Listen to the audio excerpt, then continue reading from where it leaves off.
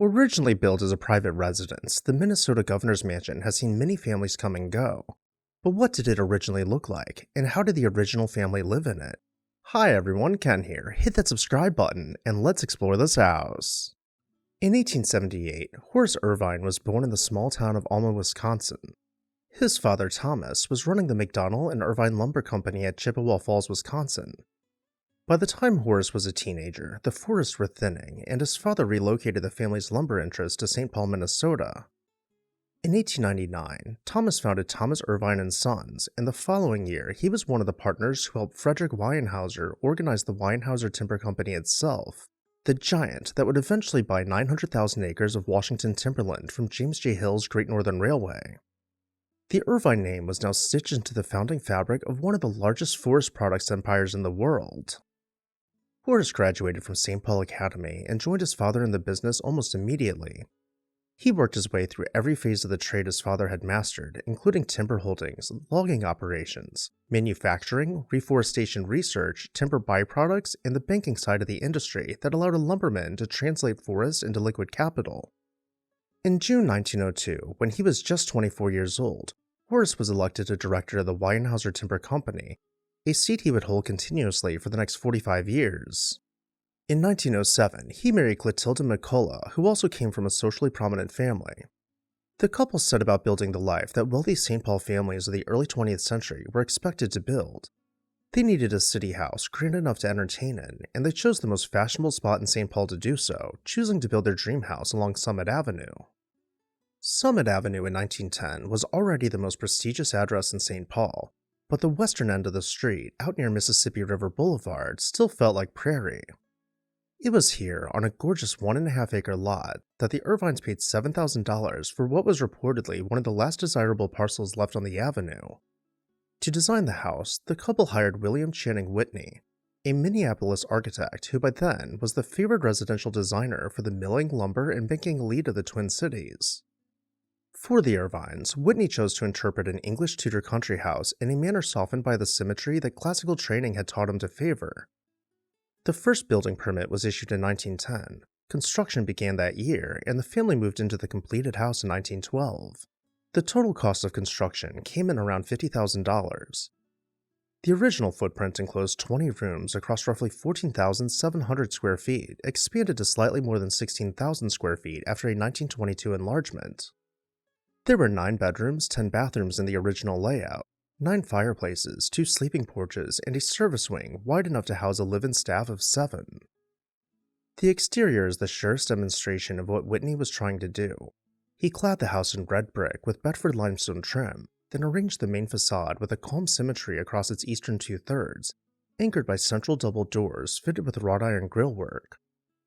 Tudor elements appear in the picturesque profile of the gables and tall chimneys, in the projecting bays that break up the long elevation, and in the porte-cochere that thrust out from the western end of the building. The interior is where the lumberman's pride in his trade became most visible. Whitney used a different species of wood in each major public room, allowing the house to display a kind of paneled inventory of the forest Horace had spent his life selling. The grand foyer is paneled in oak, with 2 interior balconies overlooking the entry, an elegant Tudor Revival staircase with curved balusters and newel posts, and decorative ceiling elements that establish the vocabulary the rest of the rooms will repeat.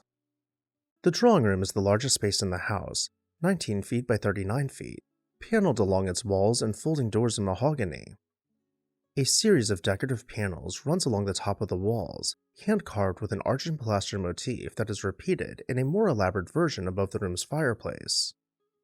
The room was used by the Irvines for large parties and receptions, and all 3 of their daughters held their wedding receptions there.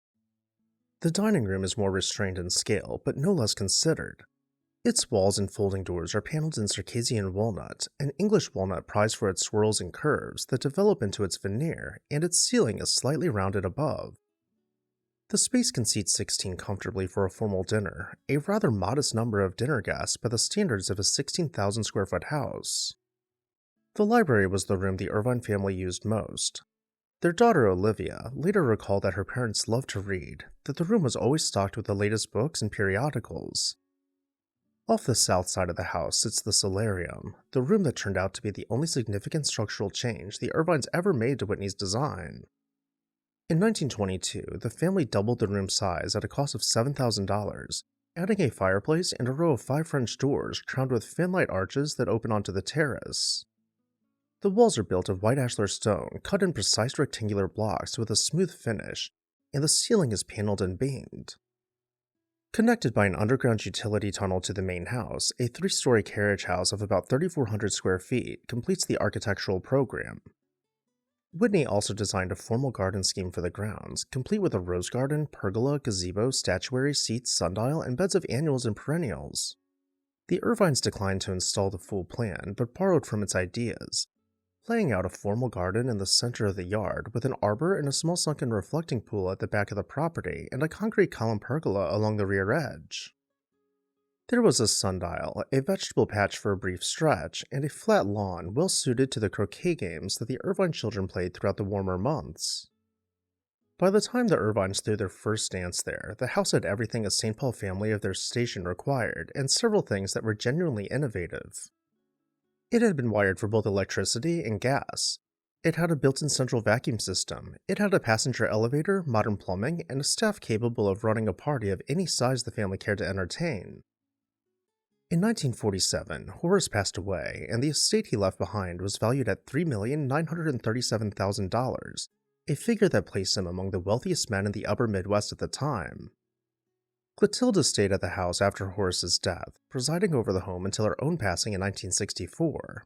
And with her passing, the question of what to do with the Summit Avenue house became a family decision. The estate stipulated that the home had to be given away. If no use could be found for it, the property had to be destroyed. The 2 youngest Irvine daughters, Coco and Olivia, had an idea of what they could do with the house to honor their parents' wishes. The state of Minnesota at that moment was one of the only states in the Union without an official governor's residence. Minnesota's governors had always lived in their own homes or in temporary lodgings in the capital city and had received visiting dignitaries in hotel ballrooms or in the reception room at the Minnesota State Capitol. Coco and Olivia decided to fix that. On August 1st, 1965, the 2 sisters formally donated the house to the state of Minnesota in memory of their parents. The deed of gift was finalized later that month. In 1980, the legislature established the Governor's Residence Council, which still oversees renovation and maintenance. And in 1982, First Lady Gretchen Key founded the 1006 Summit Avenue Society, a nonprofit volunteer organization to help fund furnishings and interior improvements that would otherwise have been politically difficult to pay for with public money. Thankfully, due to these efforts, the governor's mansion remains meticulously maintained and preserved for future generations. And with that, I'll turn it over to you. What did you think about this mansion? Let me know down below in the comments section. I'd also like to say a very special thank you to our members for making this video possible. If you would like to support our research and the production of these videos, join our membership program today. As always, thank you all for watching, and I'll see you next time on This House.